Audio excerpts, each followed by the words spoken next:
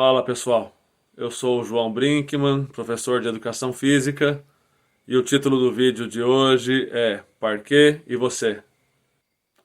Antes de iniciar aqui o tema do vídeo de hoje, quero lembrá-los, como sempre faço, da importância de se inscreverem no canal, tá bom? Então inscrevam-se no canal e ativem as notificações para que vocês sejam avisados das pílulas do conhecimento semanais que faço aqui no meu canal. Tá bom? É gratuito, ninguém paga nada, vocês se ajudam e me ajudam, ajudam o canal a crescer fazendo isso. Inscrevendo-se no canal e ativando as notificações. Tendo dito o que já disse, vamos ao tema do vídeo de hoje, propriamente dito, que é Parquet e você.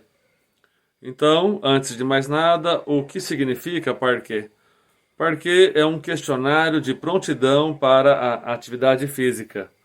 Então, trata-se de um questionário largamente utilizado com essa finalidade de avaliação da prontidão para a efetiva realização de atividade física por quem tenha interesse em iniciar essa prática. Bom, então, basicamente, vejam que no início de um programa de exercícios, muito provavelmente o primeiro passo a ser dado é o da realização de uma anamnese.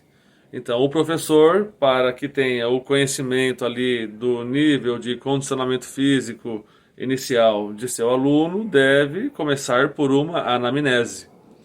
Então, uma anamnese abrange um conjunto de perguntas que envolvem histórico familiar de eventos negativos, ou fatores de risco para o desenvolvimento de coronariopatias, ou mesmo nível de aptidão física inicial para saber ali se o indivíduo é ativo ou se ele é sedentário, enfim, esse tipo de coisa.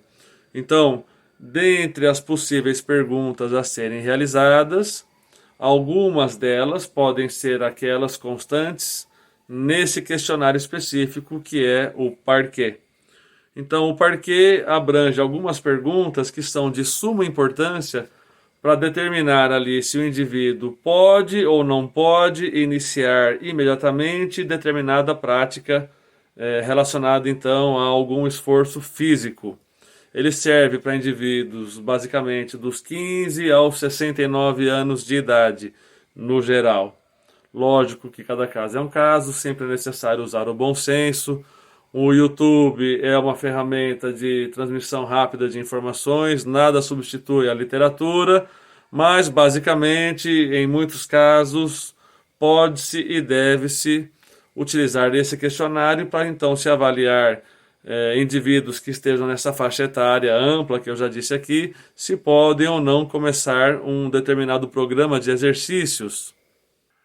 Então, qual é a primeira pergunta constante lá no parquet? Então, a primeira pergunta do parquet é a seguinte: o seu médico já lhe disse que você é portador de alguma afecção cardíaca que faça com que você só possa praticar exercícios sob a supervisão médica? Outra pergunta do parquet: você sente dor no tórax ao praticar exercícios? Outra pergunta: no último mês, você sentiu em algum momento dor no tórax, mesmo quando não realizava esforço físico algum? A quarta pergunta: você já perdeu o equilíbrio em algum momento em virtude de alguma tontura ou algo assim? Quinta pergunta: você tem algum problema ósseo ou articular que poderia ser agravado com a prática de atividades físicas? Sexta pergunta: o seu médico atualmente lhe prescreve algum remédio para a pressão arterial ou para o coração? A última e talvez a mais importante pergunta: você tem conhecimento de alguma razão, seja ela qual for, que te impeça de realizar esforços físicos? Bom, Tendo feito essas perguntas específicas, que inclusive você pode fazê-las aí utilizando para isso um formulário próprio do próprio parquet, que você pode conseguir, por exemplo, em livrinhos do American College of Sports Medicine ou mesmo pela internet, você consegue facinho isso. E aí tem lá, inclusive, um campo para que o indivíduo assine que ele entendeu as perguntas e que ele respondeu adequadamente, enfim, e que o que ele respondeu corresponde à verdade. Então, a partir das respostas obtidas a esse questionário, você pode minimamente observar o seguinte: se todas as respostas forem negativas, provavelmente o indivíduo pode iniciar a prática de atividades físicas, mesmo antes de ir ao médico.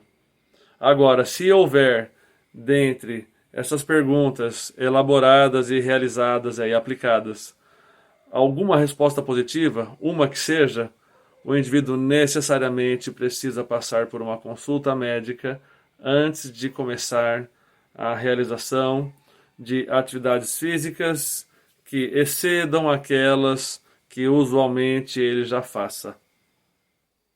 Bom, e para ir finalizando já o vídeo, vejam que são coisas complementares. As duas coisas provavelmente são importantes.